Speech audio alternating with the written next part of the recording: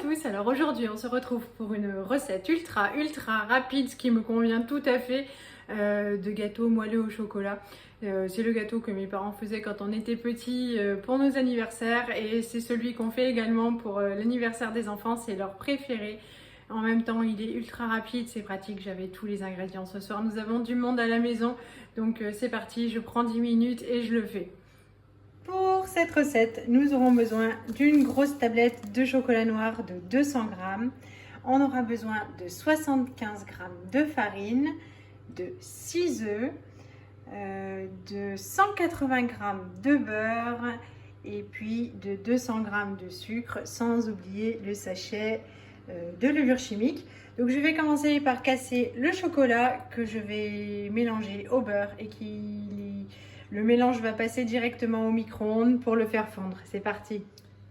Ça y est, donc le chocolat et le beurre sont partis au micro-ondes. Là, je vais casser les 6 œufs.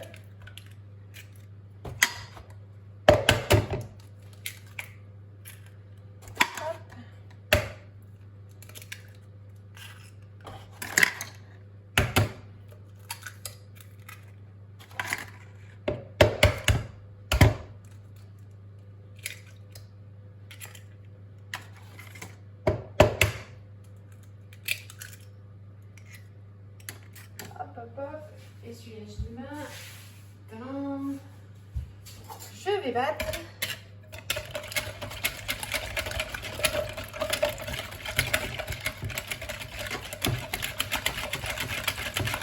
Mais bon, celui-là, je l'aime bien. En fait, je crois que j'aime bien tout ce qui est devenu rapide, pratique et néanmoins bon. Hop. Je remue bien. Le sucre roux, ils font plus difficilement que le blanc et je préfère.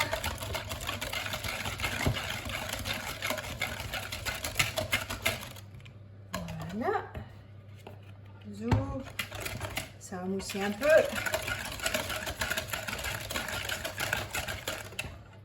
Pas la peine d'en faire de trop. Je vous montre quand même. Hop, le mélange. Je rajoute mon sachet de levure à la farine.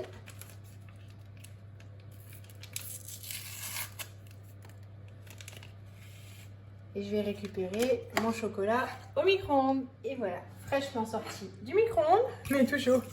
Et on mélange. L'avantage, c'est quand on met le beurre directement avec le chocolat, c'est que le chocolat il crame pas, parce qu'une fois j'avais mis pour faire une mousse au chocolat au micro-ondes et le chocolat, alors ça n'arrive jamais quand j'achète la marque Nestlé, mais quand on achète la marque du magasin, du coup ça avait cramé au fond. Donc là, hop, avec le beurre, pas d'accident. C'est tout beau. J'ai déjà hâte de lécher le plat à la fin. Je rajoute mes œufs, mon sucre. Hop, je vais remélanger un peu parce que le sucre il est resté au fond. C'est parti.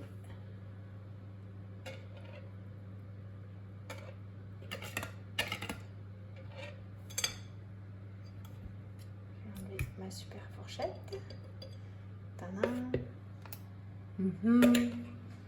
C'est trop bon.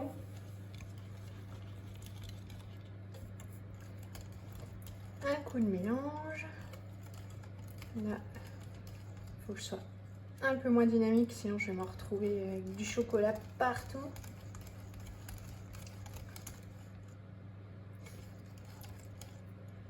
Et puis, on peut rajouter la farine et la levure. Alors moi, j'aime bien tamiser, parce qu'en même temps, j'achète de la farine premier prix, même s'il y a écrit sans grumeaux. Hop. Je préfère prendre mes précautions. Zouf, là il reste la levure. C'est bon.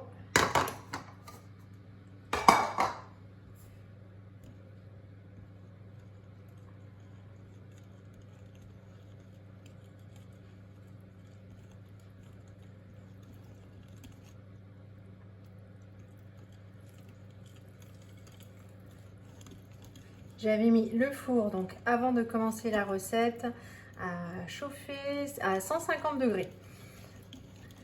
Donc la recette normale pour mon papa, il met ça en mode pâtisserie pendant 1 heure à 150 degrés. Donc moi je mets 150 degrés aussi, mais en chaleur tournante, parce que comme je suis une grosse feignasse, j'aime bien quand ça va plus vite. Donc chez moi en général en 3/4 d'heure, c'est bouclé. Et bien voilà, le gâteau est déjà fini. C'est cool.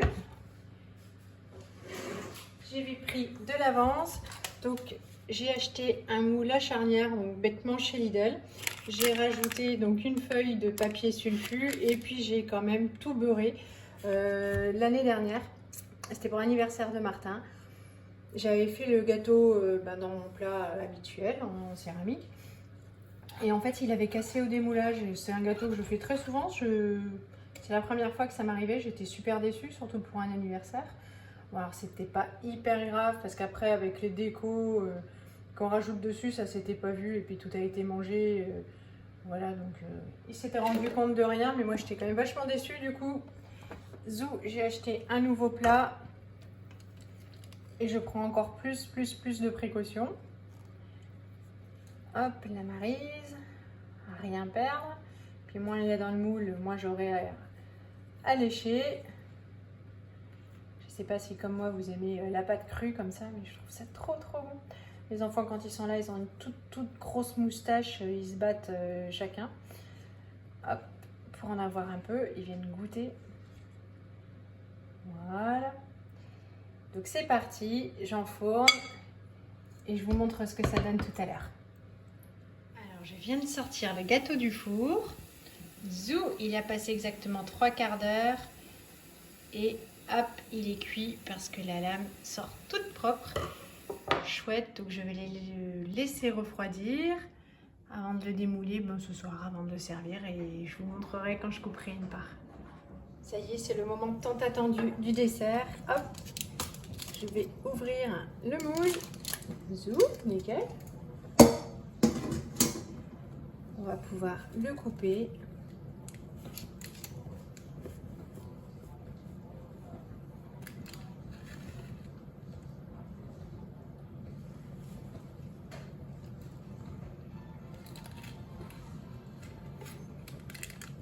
Hop, j'ai mal découpé.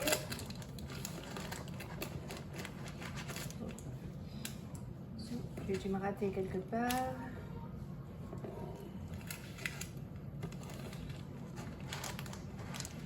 Et voilà.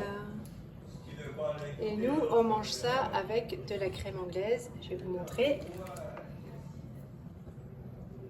Voilà.